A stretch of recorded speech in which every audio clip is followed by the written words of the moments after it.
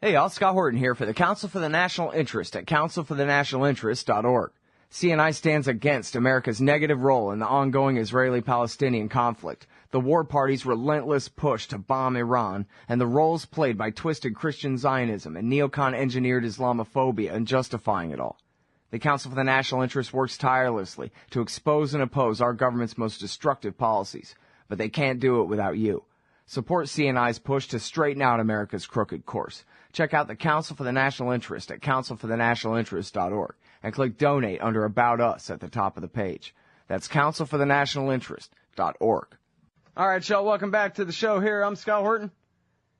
Live here from 11 to 1 Texas time, noon to 2 Eastern, Monday through Friday, well, less Thursday, at noagendastream.com.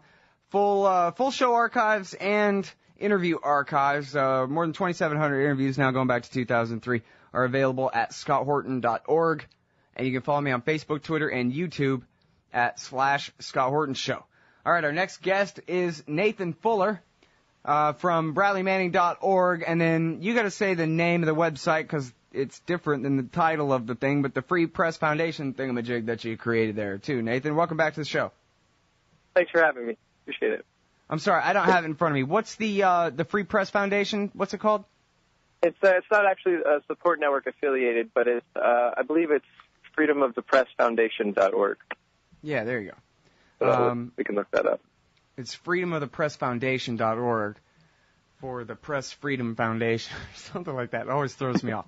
Anyway, and you guys, in a way, maybe you started out, is that correct? A place where people can donate to WikiLeaks by donating it to you, and you'll go ahead and donate to WikiLeaks for them, kind of a thing?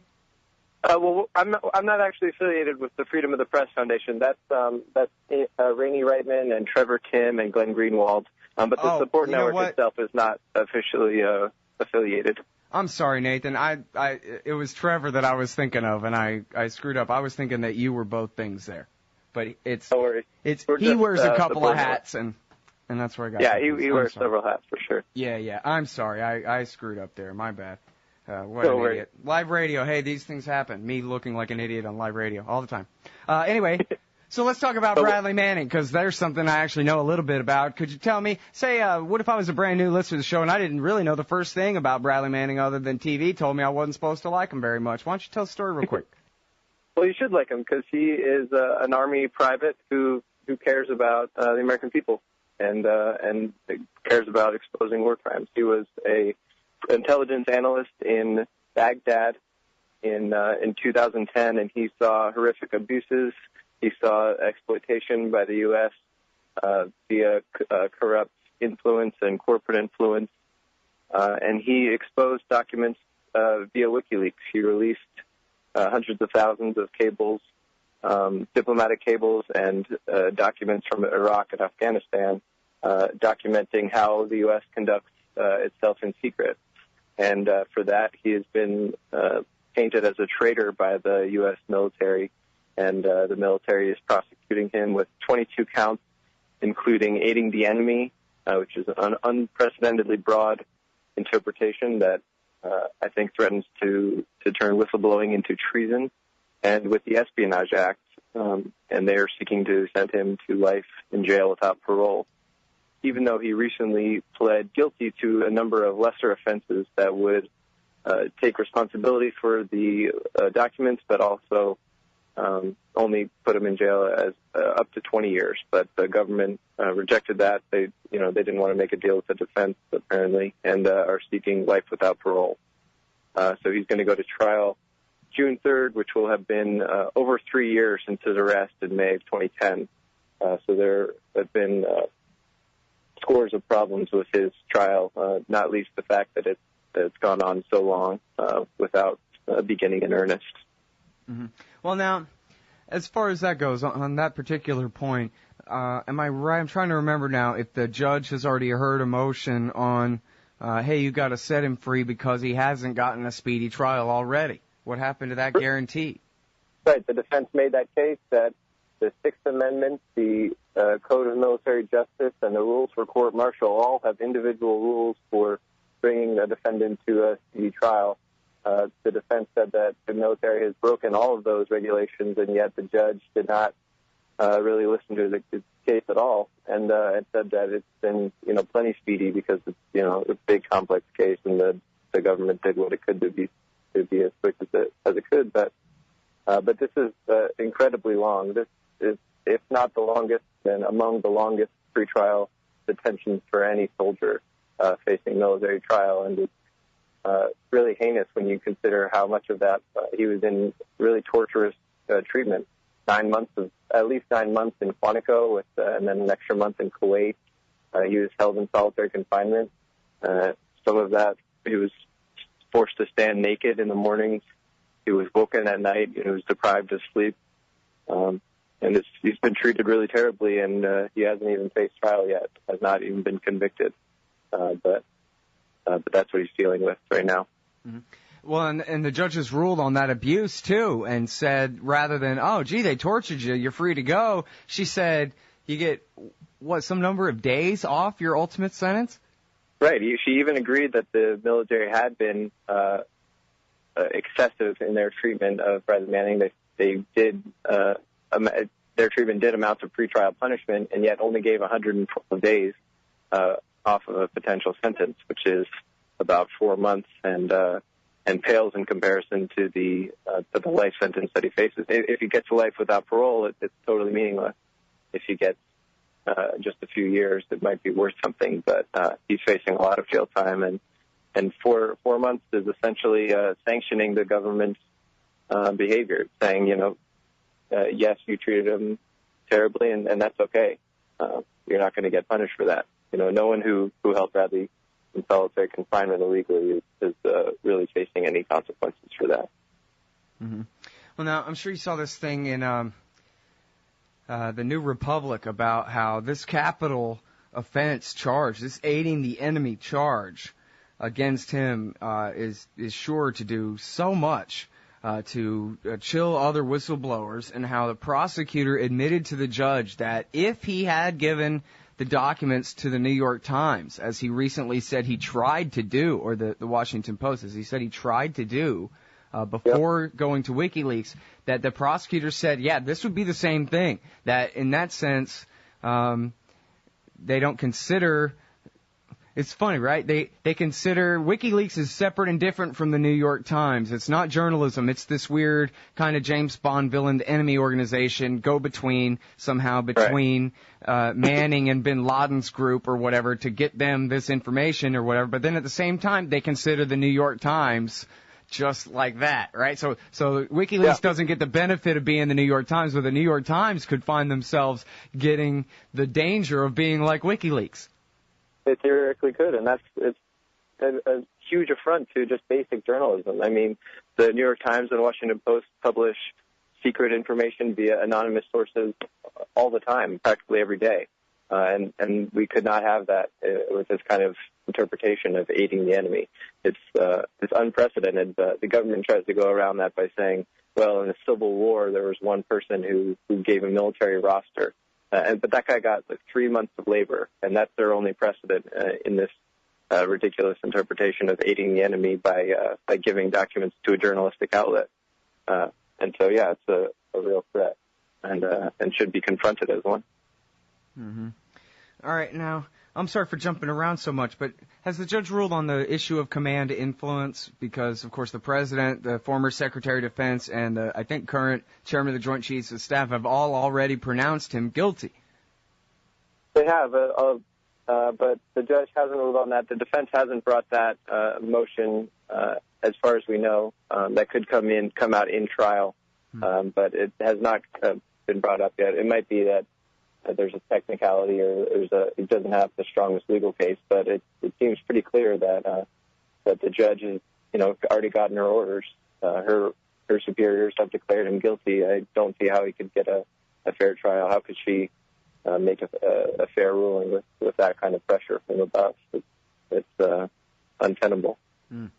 Yeah, I always like to bring up the example of the prosecution of Charles Manson in California, where President Nixon said that he was guilty. and then immediately apologized and took it back and said, oh, no, let him have a fair trial. I'm sorry. I hope I didn't screw it up, and et cetera, et cetera. And, of course, he wasn't in the chain of command anywhere there. That was a state trial that his federal government had nothing to do with. But for him to pronounce Manson guilty put the trial in jeopardy, and luckily, I guess, they went ahead and proceeded anyway. But that was a real issue back in the 70s. And to Nixon, who was the devil, right? Nixon, yeah. Well, and the former New York Times counsel who worked on the Pentagon Papers has recently said Obama's worse than Nixon on prosecution of whistleblowers and persecution of free information, and that's incredibly clear. Obama has prosecuted more than double all previous presidents combined with the Espionage Act. We've used that now 7 times, and it looks like there could be an 8th. And so it's a serious chilling effect. And that chilling effect has already had its influence. It doesn't take a conviction of Manning, and I'm sure that'll make it worse, but it's already happened with the BBC and The Guardian teamed up to investigate Iraqi torture centers and their connections to James Steele and General David Petraeus. And they spent 6 months trying to talk to U.S. soldiers, and they cited Bradley Manning's treatment as the reason that U.S. soldiers were really afraid to speak out. Even if it wasn't classified information, they were afraid to talk to the press because they know how dangerous that can be for someone in the military. Mm-hmm. And so I can only expect that chilling effect to grow as these prosecutions add up. Yeah, well, no, listen, it's a established fact. I'm married to an investigative reporter, and I know a lot of them, and I know I've heard at least hearsay. I don't know if I could testify myself, but I've heard plenty of hearsay that sources are drying up and have been drying up. And really, the Manning thing is the watershed event where people are just saying, "Forget it, I can't take this risk." And the prosecution of a licensed source too was one of the problems. And sadly, that makes sense. I mean, if I was in the military, I would be afraid too. Look, it's really terrible treatment that Manning has suffered, and no one would want to go through that. But it's also what makes Manning's act so brave. He said that he knew that he was going to face serious charges. He said he knew he was willing to go to jail for life to make this information public, and yet he did it anyway. So it's but even courageous. Then, he was still only counting, hundreds of thousands of charges of moving a file to an unauthorized computer or whatever. Right. He couldn't have ever imagined that they would try to claim that he was a traitor to his country. Not at all. But, yeah, even without that aiding the enemy charge, the remaining charges add up to over 150 years in prison. So even if we do cut out that aiding the enemy charge, which a lot of journalists have now come out against that charge and said it's totally egregious. But even without that, he has a serious hill of dozens of decades in prison. Man, well, at least I'm kind of glad that he's pled guilty to the facts of those charges in a couple of ways, because first of all, we don't have to call him the alleged hero anymore. We already knew that he was the one who'd done it, and so now he's just plain old American hero Bradley Manning without having to put a prefix on that. Right. He made it very clear. He said, no one from WikiLeaks pressured me. I did this on my own, and took full responsibility. Yep. So that part is good. It really leaves the government kind of hanging out there they don't have, because even I can concede, I think that he should be let go, obviously, but I can also concede that, there are rules against leaking, and he put himself in jeopardy in that way and whatever. But now his lawyer, it seems to me, has succeeded in separating out anything that you could reasonably concede he's guilty of from these ridiculous, bogus charges. And so the prosecutors no longer have benefit of charging him with a mess of things, some of them legit and some not. You know what I mean?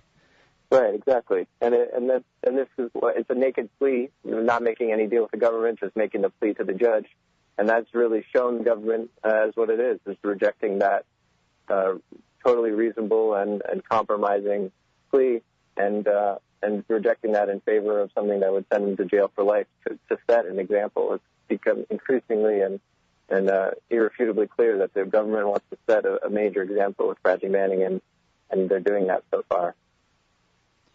Yeah, well, one day I guess the the future SA is going to raid the New York Times offices or something, and they're going to regret that they didn't stick up for this kid when they had the chance. And they've just been horrible. I mean, they publish all the work that he did for them, but they just trash him all the time when they should be the absolute forefront of fighting for the First Amendment on this issue. I mean, damn. Well, for the first year of his trial, of his pretrial hearings, they did not show up. It took their own public editor, Margaret Sullivan, to publicly shame them in a column, saying that we should have journalists there. And since then, they have picked up the coverage a little bit, but it has not nearly been what's required for the biggest leak case in history.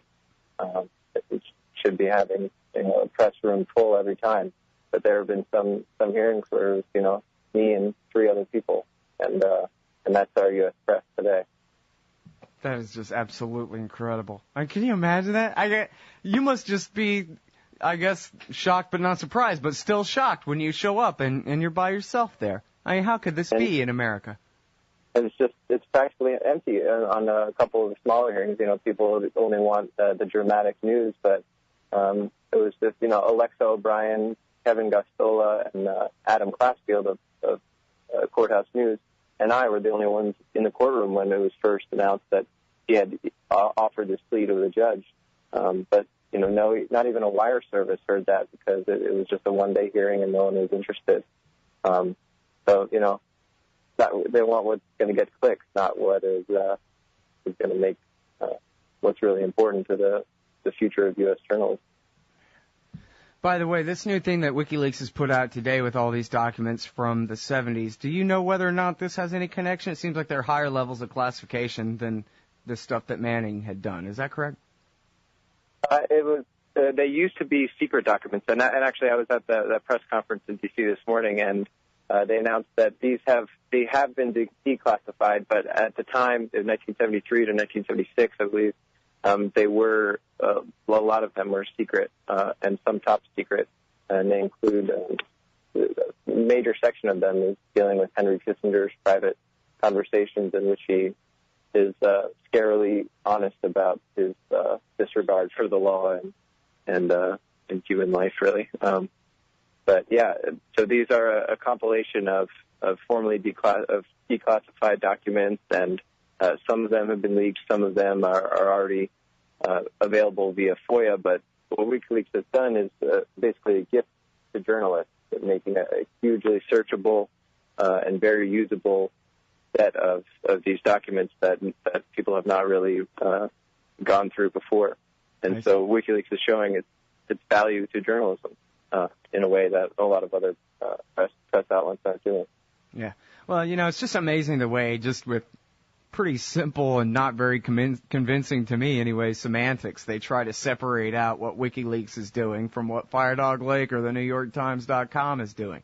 I mean, it just doesn't make any sense to try to pretend that WikiLeaks is something other than a journalistic source. And even, people resort to arguments about, well, yeah, but if someone just leaked all this to the New York Times, they would go over it more carefully than WikiLeaks does or something like that. I mean, come on. You're just saying that you don't like their standards or something, but that doesn't make them an entirely separate category of thing. And by the way, of course, they did go through and redact all kinds of stuff anyway. But they did. If anything, WikiLeaks should be more respected because the New York Times, when given the documents from WikiLeaks, still asked the government for permission, still said that they needed the Department of State to sign off on their publishing of some of these documents. And then bragged about it. Admitted it like it was a score in their favor that, hey, don't criticize us. We asked Obama for permission to print the stuff we printed. Right, which is totally absurd for a journalistic outlet to do. If you have the documents, you should make them public. It should not be, waiting for the government to say so. That's just propaganda pretty much. But yeah, WikiLeaks should be, I think, really respected for making the original source documents public. The New York Times, I don't think, would not have done that either. They would have written stories about them so that you go to the New York Times, but they wouldn't let you see the original documents themselves, and that's what the journalists need. Yeah. What's funny is the New York Times, it would be to their credit if they were actually intimidated by the government. But the problem is they just identify with it so much, they don't need to be intimidated by it. Exactly. They're happy to serve its will the best they can perceive, at least anyway. And it's probably a lot about access. You know, they want to maintain good relations so that they can keep getting sources. But WikiLeaks, as a stateless news organization, doesn't have to worry about that, and that's what makes them pretty valuable. Yeah. All right, and now I know you're not the legal expertise on this issue necessarily, but maybe you can answer this. Does any of the recent developments in Manning's case seem to really undercut the pursuit of Assange? Because, of course, I think it's been reported a few places a few different times that they do have a grand jury, and they're trying to figure out how to charge Assange if they can ever get their hands on him and make him some kind of traitor rather than a reporter. But weren't they kind of relying on Manning, quote-unquote, admitting or confessing that Assange put him up to it rather than he came to Assange with the documents? Yeah, a lot of people have been speculating that they were trying to get Manning to slip, as it were, on Assange. But, yeah, his most recent statement makes it clear that WikiLeaks, no one from WikiLeaks, had pressured him to do anything. He did this all on his own. But even still, Alexa O'Brien confirmed via Freedom of Information Act request that even today, the Department of Justice investigation into WikiLeaks is still ongoing. They have convened a grand jury, and they're still investigating it. And no, they have not convened a grand jury. They have, yeah. Oh, they have. I'm sorry. They have, and so they're still investigating how to prosecute. And that's, as far as we know, has been the biggest investigation, and potentially, among the biggest investigations in U.S. history, incorporating every branch of the government, every agency. It's monumental. All right, now, so you said the trial starts when? The court-martial trial starts June 3rd. We have 2 pretrial hearing sessions left this week, Wednesday to Friday, and then May 21st to 24th. If the calendar changes at all, we'll learn about that this week. Okay, great. Well, the American people will be hanging on to you and your 2 colleagues every word during your coverage of this momentous historical trial, and not just Bradley Manning, the American hero, but the First Amendment on trial as well. So, goddamn. You can find our daily reports from the courtroom at bradleymanning.org. Great, and that's also where people can help support in a lot of ways, get all the updates, find out about actions and protests and different things they could participate in, maybe talking points for talking to your congressman, sign petitions, get updates. It's all at bradleymanning.org. Thanks very much for your time, Nathan. I really appreciate it. Of course. Thanks for having me. All right, everybody, that is Nathan Fuller from bradleymanning.org. Hey y'all, Scott here. Like I told you before, the Future Freedom Foundation at FFF.org represents the best of the libertarian movement. Led by the fearless Jacob Hornberger, FFF writers James Bovard, Sheldon Richmond, Wendy McElroy, Anthony Gregory, and many more write the op-eds and the books, host the events, and give the speeches that are changing our world for the better. Help support the Future Freedom Foundation. Subscribe to their magazine, The Future of Freedom. Or to contribute, just look for the big red donate button at the top of FFF.org. Peace and freedom. Thank you. Hey everybody, Scott Horton here. Ever think maybe your group should hire me to give a speech? Well, maybe you should. I've got a few good ones to choose from, including how to end the war on terror, the case against war with Iran, central banking and war, Uncle Sam and the Arab Spring, the ongoing war on civil liberties, and of course, why everything in the world is Woodrow Wilson's fault. But I'm happy to talk about just about anything else you've ever heard me cover on the show as well. So check out youtube.com/Scott Horton Show for some examples, and email scott@scotthorton.org for more details. See you there. Man, you need some Liberty stickers for the back of your truck. At LibertyStickers.com, they've got great state hate, like Pearl Harbor was an inside job. The Democrats want your guns. U.S. Army, die for Israel. Police brutality, not just for black people anymore. And government school, why you and your kids are so stupid. Check out these and 1,000 other great ones at LibertyStickers.com. And of course, they'll take care of all your custom printing for your band or your business at TheBumperSticker.com. That's LibertyStickers.com. Everyone else's stickers suck. Hey, all, Scott Horton here, inviting you to check out WallStreetWindow.com. It's a financial blog written by former hedge fund manager Mike Swanson, who's investing in commodities, mining stocks, and European markets. Wall Street Window is unique in that Mike shows people what he's really investing in and updates you when he buys or sells in his main account. Mike thinks his positions are going to go up because of all the money the Federal Reserve is printing to finance the deficit. See what happens at WallStreetWindow.com. And Mike's got a great new book coming out, so also keep your eye on writer MichaelSwanson.com for more details.